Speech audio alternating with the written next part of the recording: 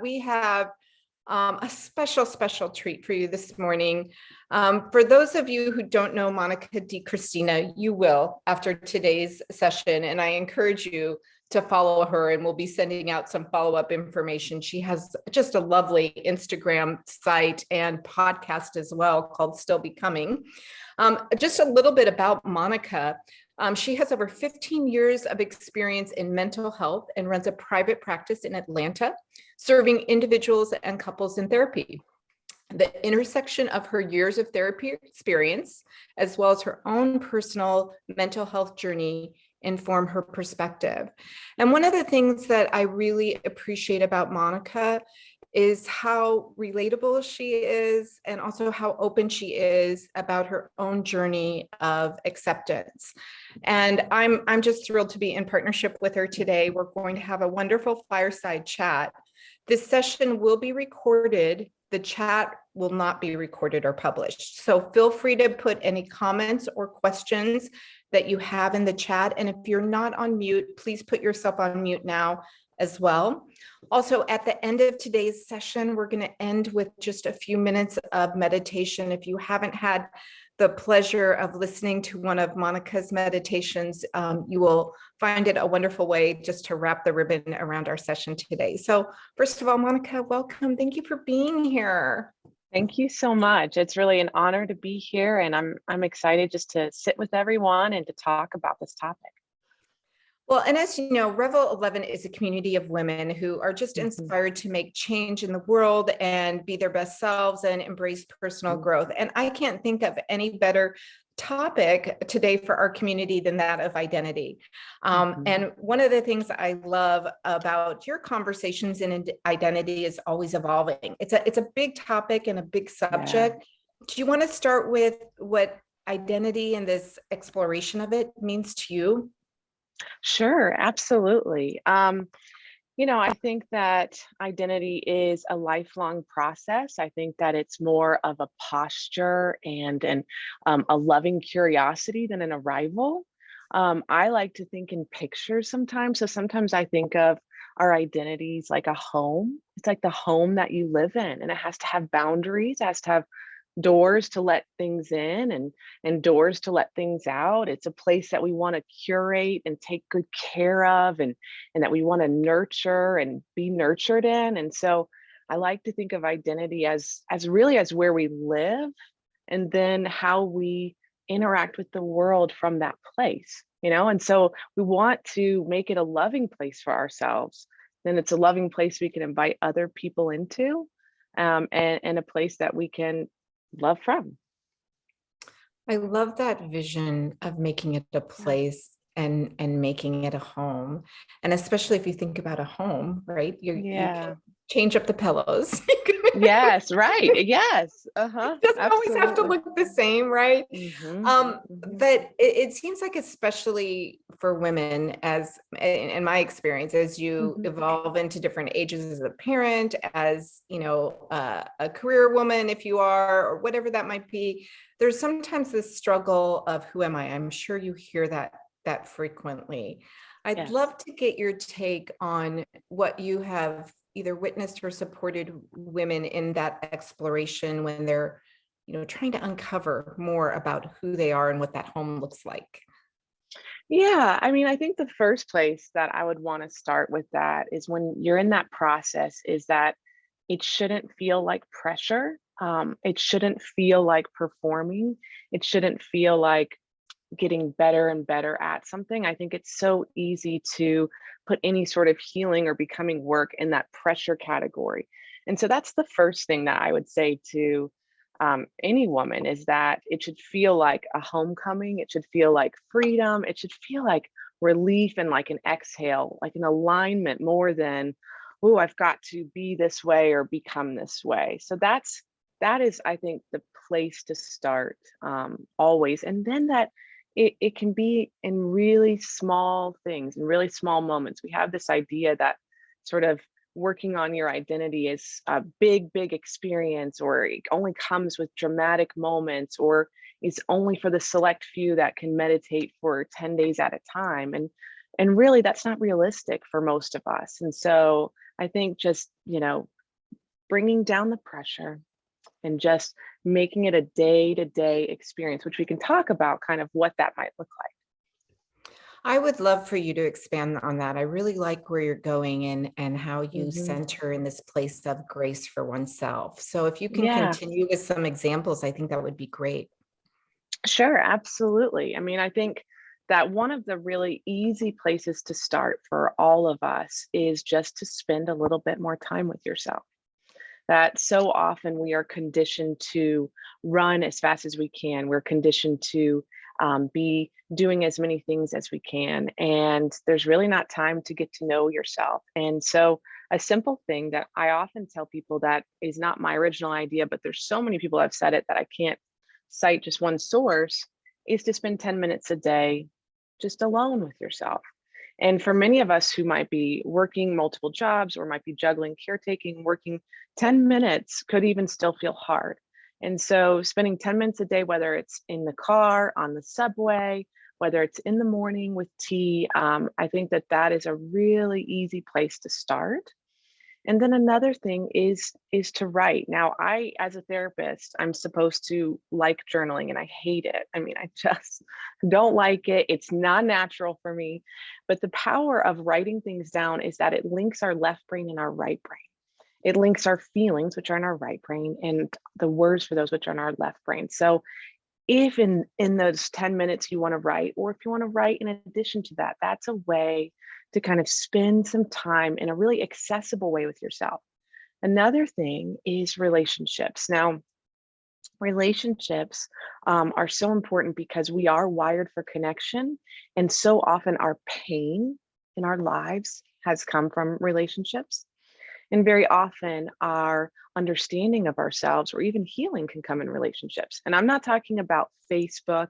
I'm not talking about, not having thousands of different relationships. I'm not even talking about a romantic relationship. I'm talking about maybe one or two safe people. This might be a therapist if you don't have a friend at that time, but it is, we see ourselves reflected back at times. And so that coming to one safe person with some vulnerability when we are typically maybe wanting to just be a helper and not really be vulnerable and be in need. If we come to one safe person with what we're thinking, feeling, wanting, that we can often receive back some reflection of who we are, and some self-acceptance can grow from that accepting experience. And so now I know that not everyone has that one person. So I really want to name that that's really hard too. And that's where journaling can also come in to play that same role. I really appreciate you giving us three specific examples to Mhm. reflect on. And I love what you said about writing.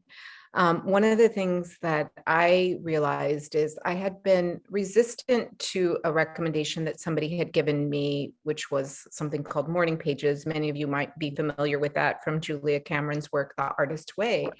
And what the idea of morning pages are, is to just dump your first thing in the morning thoughts onto Yeah. a piece of paper, free write for 10 minutes. And what I find is during a regular practice of morning pages, it is really centering that Yeah. release.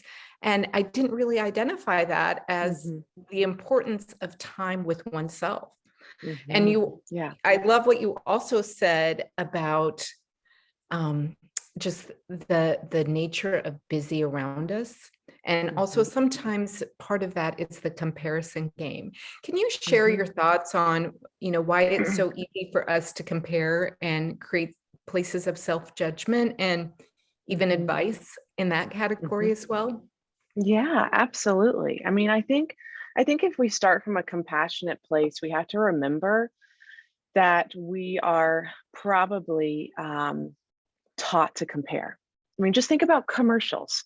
Commercials are comparing one thing versus the other. You want this thing versus the other. So we're taught to judge the worth of something based on comparing it to someone else. But this was where it really breaks down when it comes to humans. That there is no comparison between humans. That's where we really lose that. But that's I always want to start with a place of compassion that if you find yourself comparing yourself to other people, well, join the human club. Me too. And it always ends in a hurtful place. Now, reality TV might be an exception to that. There's been studies that show that reality TV is so popular because people like to feel better about their lives, which is really an interesting, study. But I think that comparison in general always ends with us feeling bad. And so I like to think of comparison sometimes like a ride at an amusement park that I don't want to get on anymore. I know where this ride is going to end. It's going to end with me feeling like I'm not good enough. I'm not ahead enough. I'm not this, that, or that enough. And so when we kind of externalize the comparing tendency with compassion, understanding why we do that, then we can have a little bit of space between that idea of jumping on that ride and not, right? Because so often we automatically just go into that comparison without even examining if it's worth our time. So I like to start with compassion. We all do it. You might meet one person who says they don't, but we all do it at times. And giving yourself the space to decide, is this really where I want to go? Because when I do, I usually end up not liking how I feel. I love that. And I love, again, that place of gentleness and compassion and grace with oneself and continuing to reflect back and ground in that. I did invite people in the chat if you want to share how you show yourself compassion or share time with yourself for 10 minutes. I think it's always great to hear from others. And I love also this one, walking in silence. Now, in morning yoga, of course, yoga is another great way of invitation to self. I do also want to share one of what has become my favorite table books, and it's called Postcards from Adulthood. And Monica DiCristina wrote this, and it's a very lovely. And I think this one that I marked that I want to read, if I may, talks a little bit about comparison. I'd love for you to expand on that. Yeah. It says, don't argue with someone else's experience. Don't argue with your own experience. Curiosity without an agenda feels a lot more like love. Oh, so beautiful. Thank you. Thank you. Yeah, I think that when we think about some of the ways that we're often hurt in relationship to ourselves or with others, it's when we're not just allowed to feel how we feel or to be where we are. And so I think that that is one of the most loving and gentle places to start is not arguing. It might be inconvenient how you feel. It might be inconvenient how someone you're in relationship feels, or you may really not understand it. But a loving gift that we can give each of us is just to not argue with that, to allow them or allow us our own experience. And I think when we think about really meaningful moments that we often have where we felt, that's a term that Dr. Dan Siegel, who's a psychiatrist, coined. It's when we feel like someone gets us, they feel us. We don't feel so alone in the world. It's often when someone's not arguing us out of what we're experiencing.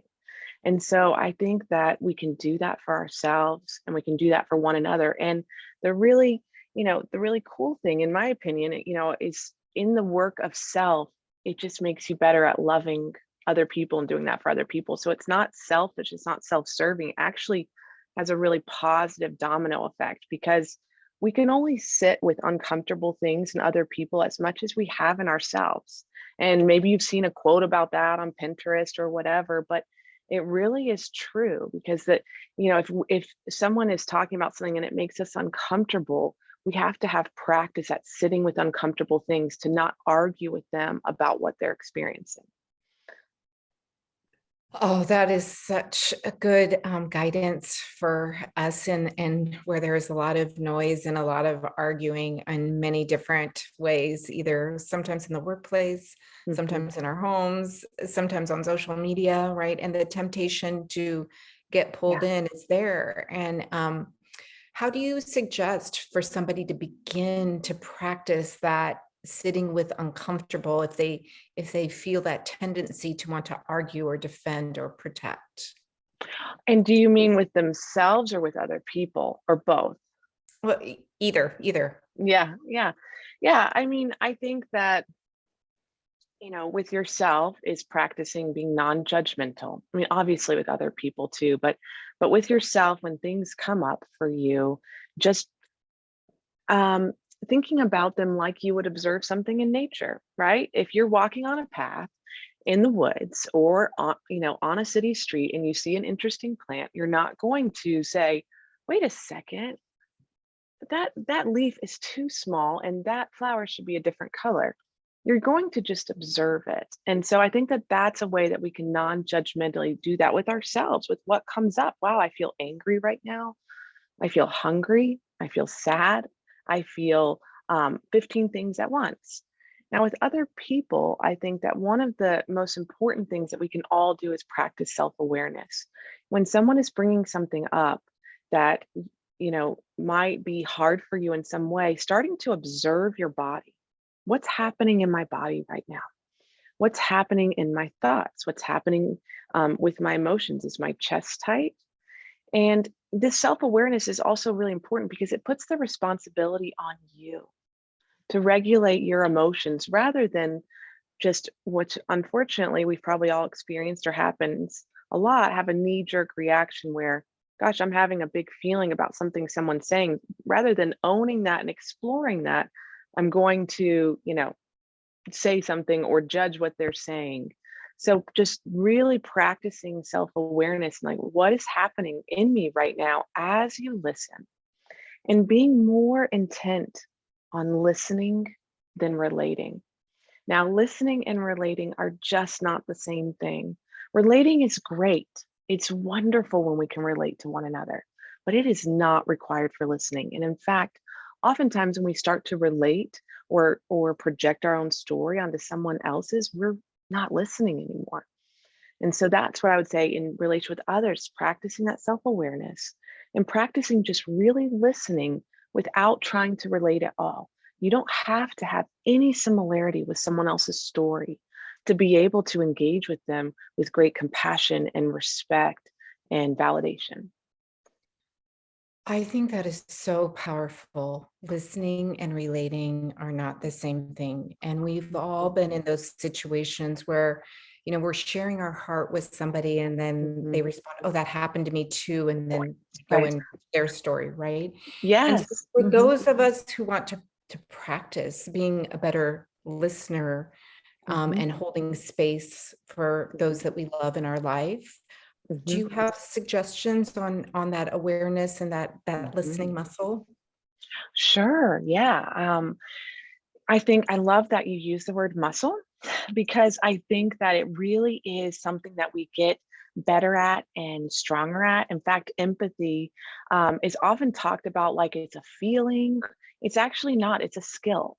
Empathy is a skill. And just like any skill, whether it is, woodworking or writing or whatever, it's something that you get better at and better at the more that you practice. So I just love the idea of a muscle and of practicing it.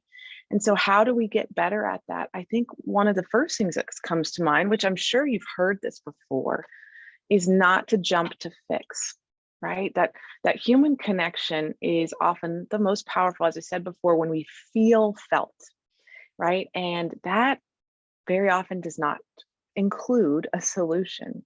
And as we all know, very often things that someone is dealing with or struggling with also don't have a solution.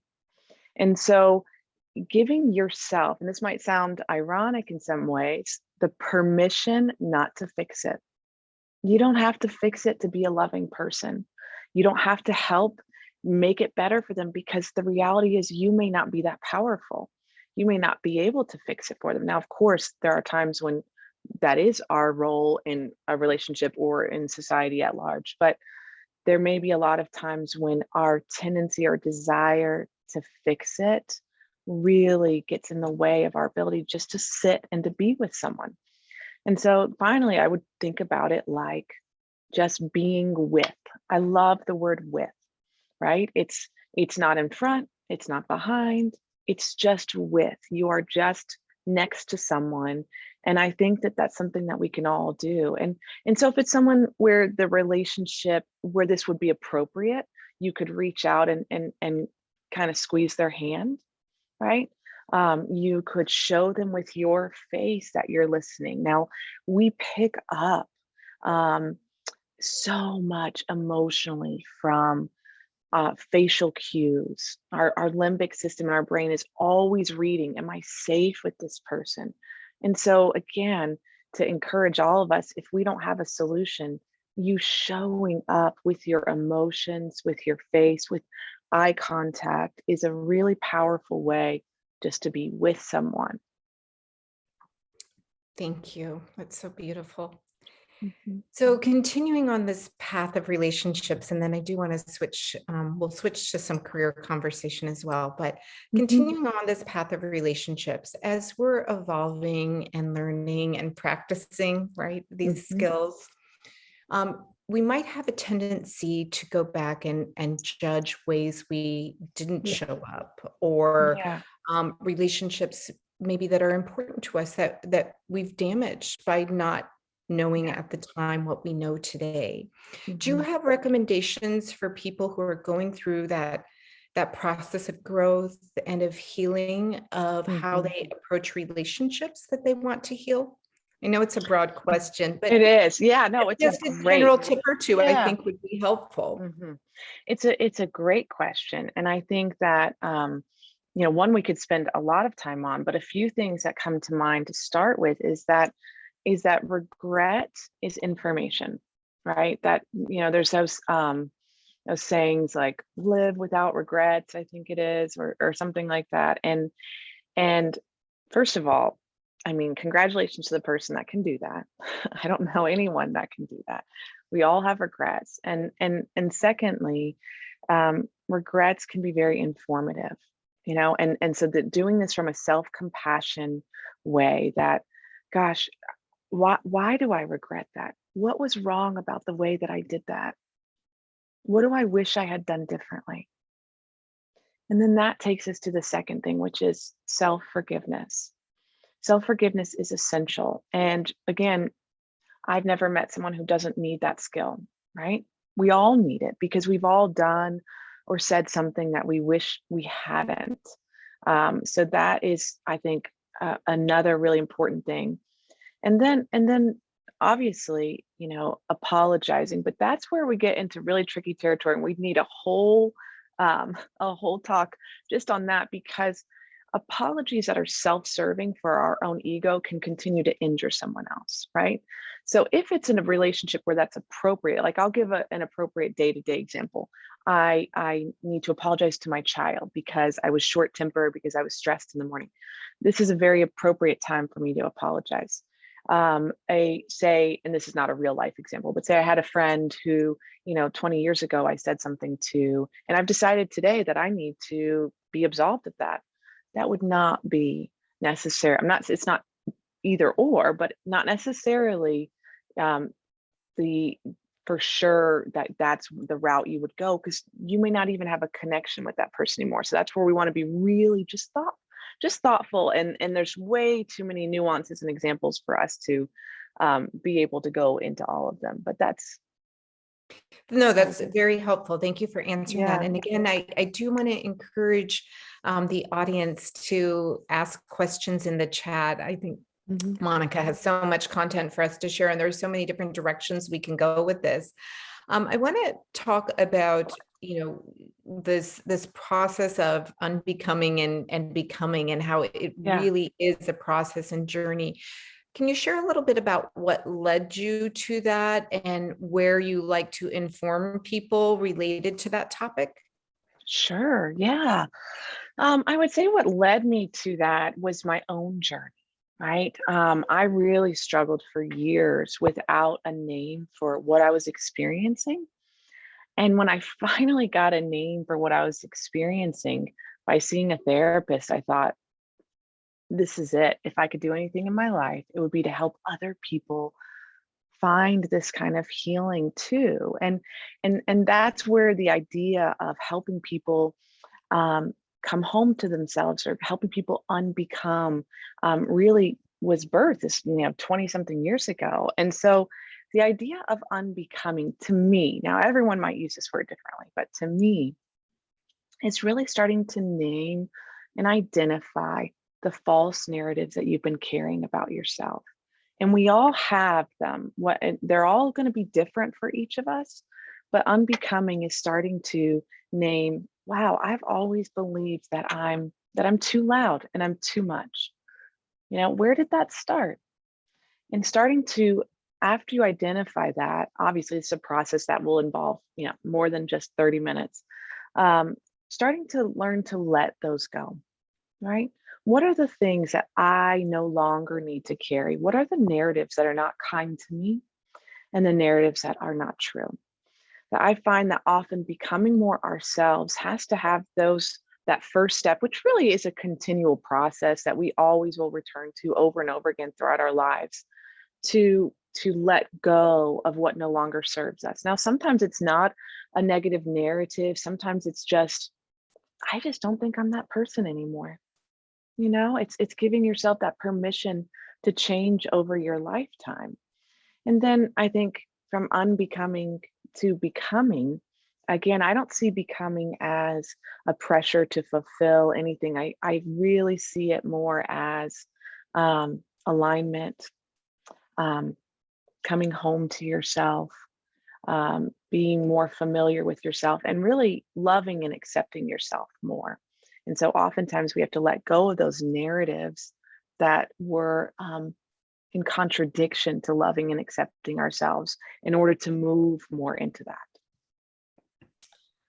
I think that's really beautiful. And also, one of the things that you and I have talked about along those same lines is this pressure of this all or nothing thinking. Can you Yes, expand on what that does yes, for us, yes, and awareness around that? yes, absolutely. All or nothing thinking is, gosh, I don't want to overstate it in an all or nothing way, but it is something that is really at the heart of so much psychological stress, of so much pressure on ourselves and pressure on relationship, because it has to be all one thing or all another. And the reality is, rarely anything is. Really, anything is all or nothing. Think about even a meal you had, right? As something as superficial and innocuous as a meal. Well, there's going to be parts maybe that were really great, and maybe parts that were not so great. Hardly anything is all or nothing. And I find that the more we give ourselves the permission, the more we give our relationships the permission.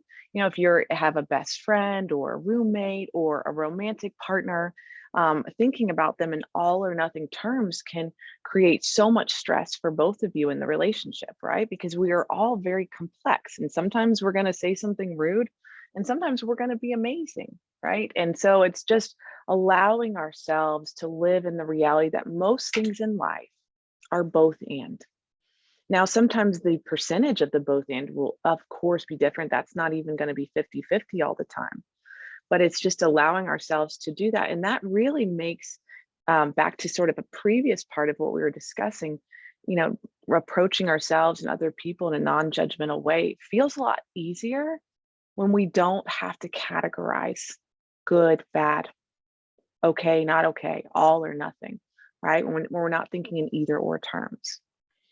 That makes a lot of sense. And I think, again, the awareness and the practicing, it's as we discussed, a muscle. It doesn't always happen Yeah, all simultaneously. So right. give yourself grace in this process of learning.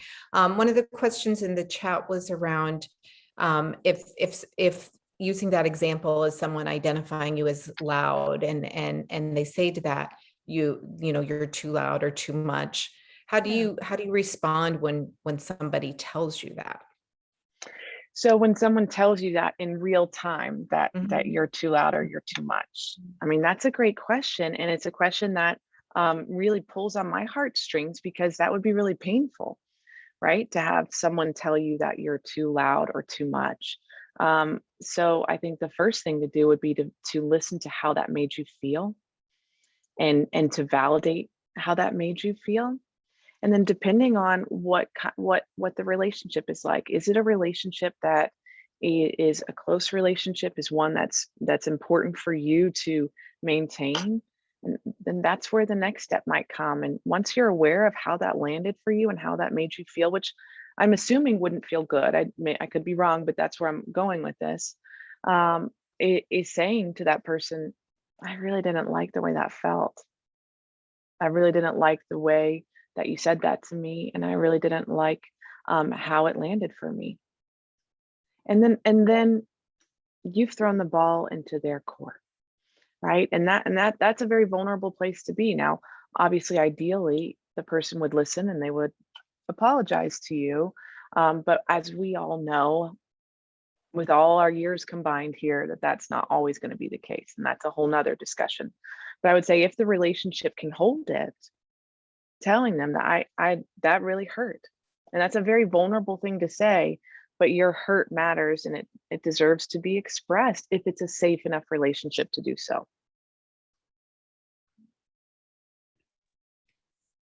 I agree. And I think I want to also just make sure that I share with the audience that we want to address questions and also give tips, but we can't really give personal or therapy advice in this Sure. forum Right. because Yeah. there's so much context. So I want to make sure to not put you in that position as a Yeah. therapist. Yes. Yes. Yes. I will say my own disclaimer, which is with great respect, I hear any questions that come up. But also knowing that I can't possibly give you the honor you deserve of knowing your whole story, which will Mhm. make any answer I give very limited, right? And may not serve you. Yep. Yeah, I appreciate that. There's another question about suggestions you have for providing feedback to close friends who typically offer solutions first versus true listening. Mm, Um, mhm, mhm, and, you know, if you're in community with them and you leave the conversation not feeling heard, it's a signal mhm, to you. And how might you think about addressing that for future conversations? mhm. Fantastic question. And I think the first thing I want to name is that since we are wired for connection, we also sometimes fear losing that and losing a sense of belonging. And that is why sometimes these conversations can feel very scary. Because what if we say something that then this person is upset at us and we lose this connection? So I want to start by just kind of leveling that and saying that if that feels scary to you, that means you're human like all of us, and that means that your attachment center feels risk about saying something like that.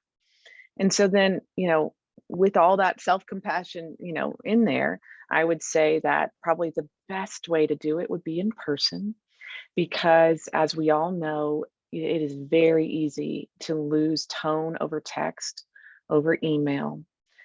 Phone is better, but being able to see someone, which is the pandemic, but being able to see someone's face is really, really important. And so I would say if you can do that in person, and then I would focus on saying, assuming the best in your language, not saying you did this to me, when you did this, but saying, I don't know where you're coming from. And maybe you really have never noticed this. Maybe you really want to make me feel better. I don't know, but let me just tell you about my experience. My experience that when I told you about what happened yesterday and you jumped to solutions, I really just wanted to be heard. It would mean so much to me just to be able to be heard. And if the person says, well, what does that mean? What do you mean be heard? Well, you might say something like, well, maybe not jumping to solutions and just listening while I share what's going on.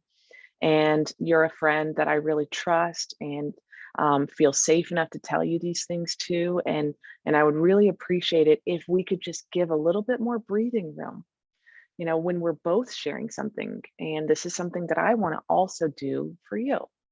So that's just like a mini script of how we could start to address that. I really appreciate that. And I appreciate also how you shared, and this is something I'd like to do for you, right? Mhm.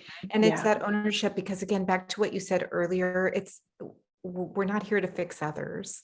And we yeah, might not be able to, we certainly not, we can't control the outcome of how somebody is going to listen to us, but we that's can right. set expectations around how we'd like to be heard, right? Yes. And so sometimes it's also framing a conversation before you start, I'm going to share some tough stuff. And I just want to Mhm. say, I'm not looking for Mhm. you to fix this or offer solutions. I'm Absolutely. wondering if this can just be a Mhm. place where I'm heard, right? Mhm. And Yeah. setting that Mhm. expectation before the conversation too. Mhm. Yes, I think that that is setting, that relationship up for success, especially if this is an area where as a relationship, you're learning to do this, whether it's romantic or platonic, um, setting that person up for success. Like, this is what I really need right now, just so you Mhm. know. Mhm. I love that, setting the person up for success, and because we tend to think people in relationship with us know what we want, but that's not always the We case. do. I know, it's, so inconvenient that they don't know. Isn't it? Isn't it? Yeah. We have another question I'm going to ask, and then I want to comment something on your book again, and then we'll start leading toward the wrapping. This time has gone so fast. Yeah, it So has. Mhm. there was a follow-up question to this conversation about a past occurrence with a friend that you had many years ago, and you're no longer in touch, and you're still trying to forgive yourself and Mhm. are struggling with that, Mhm. and wanted to clarify that one of the things you suggested is maybe instead of trying to locate that person and offer an apology many years Mhm. later while you're no longer in touch, to work on self-forgiveness. Do you Mhm. want to expand any more on that? Yeah, I'm sure. Absolutely. I mean, I first want to say that's really hard, right? And that's kind of where I want to go with that. I think self-forgiveness in a lot of ways is a really important practice of self-compassion. It's allowing yourself to be not perfect. And it's allowing yourself to admit and be acquainted with and be even familiar with how you have made mistakes. And so I think that for me personally, I think that forgiveness is a practice, kind of in the same theme that we've been going. It's not a one off um, big moment, it's a practice. And so if that thought comes up, so if it is not a relationship where it'd be appropriate for you to hunt down that person and find them, um, when that thought comes up, lovingly recognizing that here it is again, and I really regret that. And I can also have compassion for the me that I was then. And the me that I was then, I can also forgive. And so just practicing it as it comes up. And I think that sometimes with feelings like this that can feel hard, we want to stuff them. Often we want to numb them. We don't want to feel them because, well, it feels hard and maybe we feel like we'll get stuck in them. And so I think that allowing yourself to feel it with the idea of moving through that feeling, and moving through that feeling will come more likely, I can't guarantee it, but more likely with that self-forgiveness. That this is really hard and I regret this, and then moving through it. That's a beautiful visual expression. And I agree. We so often forget that our knowing today wasn't our knowing back Yeah. then, right? And so Mhm. we apply this lens of what we know today to Mhm. ourselves then, who didn't have that same knowledge or who Yeah. didn't have those same experiences, right? Mhm. And so I love that, that visualization of offering that forgiveness to younger self. Thank you. Mhm. Mhm. Um, One of the things I wanted to just speak briefly about before we close, Monica, is this whole concept, especially culturally in the US, I feel, of identity being tied to, career, Yeah. occupation, or Yeah. title or label, right? Yeah. And there's so much of that that's hard to sometimes unbecome. And Yeah. I loved one of, again, reading from postcards from adulthood. You wrote, admirable people are often not famous. They are quietly consistent. They do hard, non-glamorous things over and over. Yeah. They rarely get the praise other people get for less meaningful work. Mhm. And Mhm. I felt like reading that it was a different take on Mhm. what we choose to honor or respect. And Yes. Mhm. perhaps you can expand on that, and especially as it relates to some of our cultural Mhm. pressure. Yeah. Yeah, absolutely. There is so much pressure, and with that particular writing, I think about, I mean, well, I think about each of us sitting here, right? And what are the things that we did today that we were faithful to and responsible for? I'm sure for each of us, there's a lot of different things, right? I think about caregivers, whether it's professionally or personally, right? Caring for elderly parents, caring for children, that is some of the most sacred and hard work that you'll do. Um, and no one's posting on Instagram about it, right? We live in such um, there's many different cultures, but I would say this particular idea, we live in such an idea that we have to do big and bold things. And by 22, in order to be relevant and to be important. And, it just really couldn't be further from the truth. When I think about my life, and I wonder for you, when you think about your life, about who's made an impact on you, well, it's probably not the famous person. Now, their work may be super important and relevant and wonderful, but it might be the person that you knew in fourth grade, right? Or that you knew in college that made such an impact for you. And so that admirable work never is necessarily, I would say never, but that's all or nothing thinking. It never is tied to fame or notoriety. That the work that we do can be very important without ever being seen. Now, in addition to that, our work is not our identity. It's an expression of something that we think or do, or that we have to do in order to survive. And so I think that there's been a real conflation of identity and work, and that starts to make work this thing that can feel like if we just achieve or become this certain role or level or whatever, then we will finally be okay. But that is a race that just it never ends, right? What that's saying, the goalpost always gets moved. And so what we can do, kind of like the idea of not getting on the ride, is starting to recognize like it's a rigged game. We're never going to feel worthy or enough when it's tied to work or to what we do. And so really just having compassion where we all do that, and starting to look at it as the rigged game that it is, and giving ourselves permission to look for our worth and our identity maybe in different places, and to start to feel our inherent worth. We were worthy before we did anything. If you're a parent on here, then you might be able to relate to this idea. If you're not a parent, then you might be able to relate to this idea too, that a baby coming into the world is really important. Everybody's celebrating, everybody's excited, and the baby has done nothing, literally nothing. They've not contributed, they haven't done anything important. Nobody knows their name. They may not even have a name yet, but they matter and they're deeply important. And so that's who we still are today.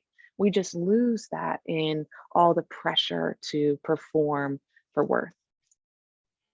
Oh, I think that's so beautiful. And I love that kind of closing image around identity, and Mhm. the invitation that you've given us all to explore compassion with ourselves and where the labels come from and all of those things.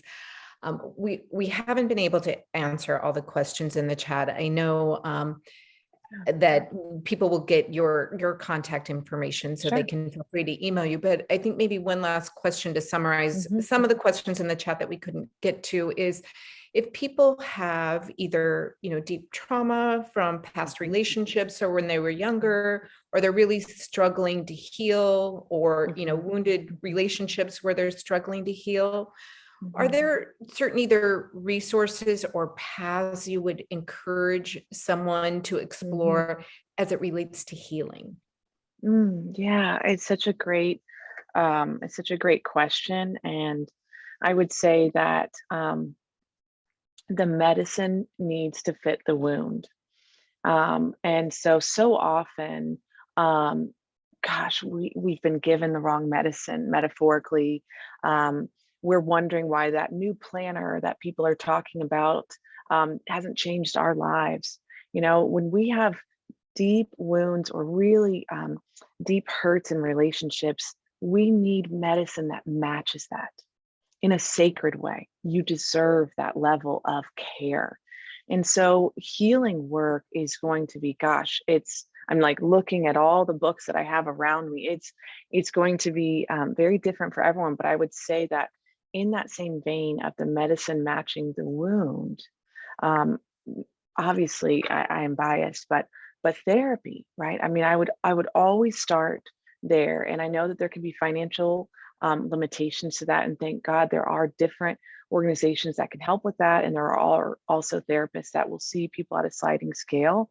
I would start with therapy because in that, instead of reading quotes on Instagram or walking through the self-help section on Amazon or in real life, you're going to get a tailored experience of honoring the wounds that you have incurred, things that have happened to you, and being able to unpack that with someone in a time that's safe for you. And even that relationship can be a safe place for you. I mean, resources in addition to that for healing, I would say there's so many different ones. But, the body keeps the score is maybe many of you have heard about that. And it's just, it's a really wonderful book. I would say to be very gentle with yourself if you have a lot of trauma in your background as you read it or if you read it. But that's a really important one. And just knowing that healing is a long journey and there's no shame in it. And it's quite courageous. It's incredibly courageous for you to be seeking that out. And so I think a big heart, especially as someone who does deep therapy work in this office, but as someone who creates content that can't possibly match what an individual needs, I really want to make sure that we name that it's going to be different for every person, and not different in a judgmental way, but different in an honoring way, that you deserve the medicine that will really, really help you heal. I really appreciate that there is just Mhm. not one generic take or path, and we Yeah. each individually have to discover it. I would also suggest for those of you who haven't listened to Monica's podcast, Still Becoming, we'll make sure we put a link to that in the follow-up along with this recording. It really does give you some beautiful avenues for exploration, and there are many out there as well. So Monica, I know you're going to wrap our session today in a meditation. Before we Yeah. do that, did you have any other last comments or thoughts that you wanted to make sure to share? No, I mean, I would say first that it's an honor to be here and that the questions are wonderful. And I wish we had time for all the questions. But just that that it's all a process. And I think that that's what we'll talk about in the meditation shaman, just to have real gentleness and self-compassion for wherever you are and however any of this lands. And if any of this lands in a way that doesn't fit, discard it. All good self-help drives us to trusting our own instincts. And so that's probably where I'd wrap up with. Oh, that's lovely. And then after Monica's meditation, we are going to come back to the room if you still have a moment to join Mhm. for some closing thoughts. So with that, Monica, Yeah. I'm going to let you lead, and I'm going to turn off my camera and invite Hmm. others to do the same. Yeah. Yeah. I'm going to turn off my camera too, because no one likes to, but the only thing is, hold on.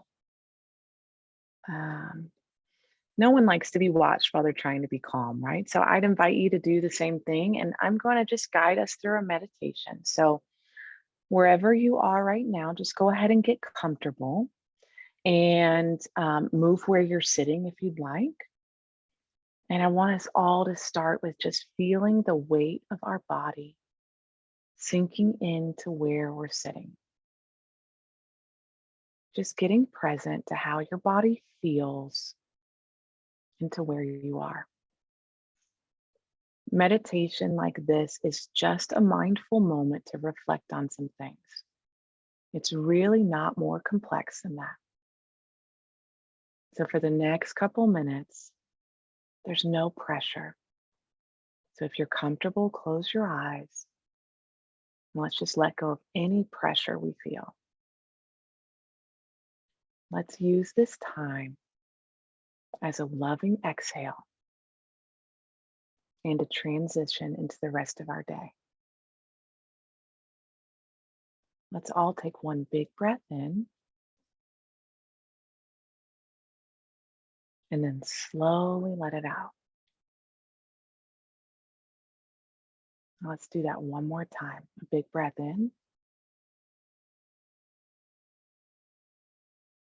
and slowly let it out.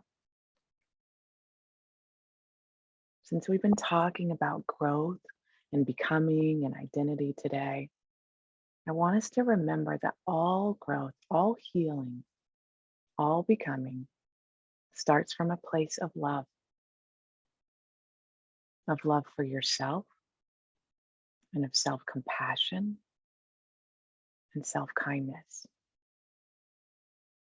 And where you are today makes sense. It's not too late. You didn't miss it. Who you are and where you are today is worthy of love and validation. So we can all honor who we are today as worthy of love and compassion and understanding, while also wanting something different too. Growth is never an abandonment of ourselves or turning and criticizing ourselves. It's bringing lovingly along all those parts of ourselves. It's a both and process. You are enough right now. You don't have to be anything more to be worthy and lovable. And you can want something different. Both are true. Who you are matters. Your presence matters. Your voice matters. Your place in the lives of others matters. And it's a gift to them for you to continue to become more yourself. Your freedom and your ease gives permission for their freedom and ease. Your self-compassion and self-kindness envelops them and spills over onto them too.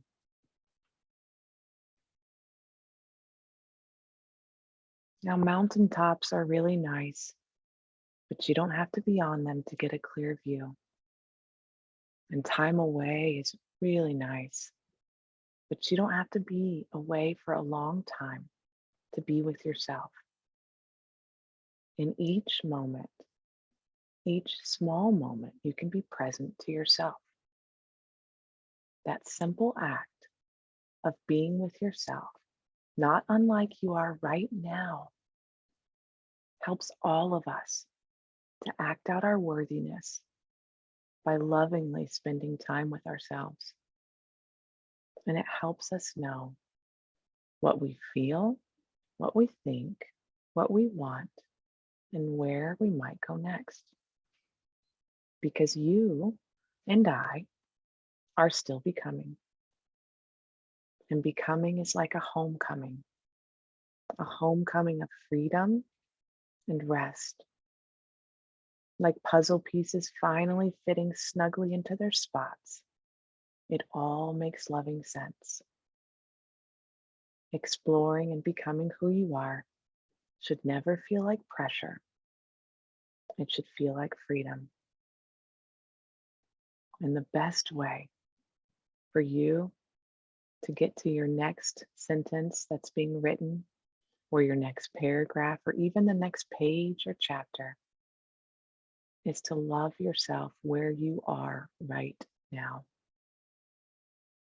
Now, this is not just a nice thought. It's not even just a spiritual idea. This is actually science, too. So, as we wrap up today, let's breathe in together the truth that you are worthy of love right now. And let's breathe out anything that disagrees with that. Now let's feel the weight of our bodies again as we wrap up.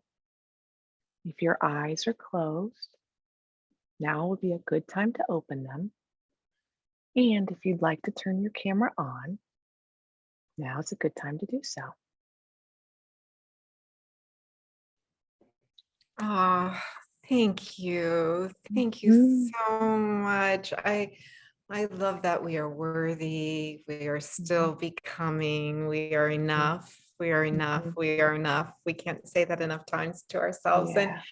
And if you feel inspired to add to the chat, anything you've learned today, any commitments you're going to make, how you want to spend 10 minutes with yourself today, whatever that might be, we love to encourage you to share that and own that space and that learning that we've shared in community today.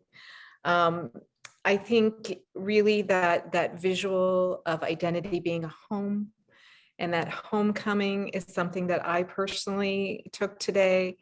And I love that. And I'm going to think about when I want to keep the pillows and when I want new ones. Right. Yes, absolutely. Uh-huh. um Again, your aura and presence is always a joy. Thank you for spending your morning with us, Monica. um Thank you.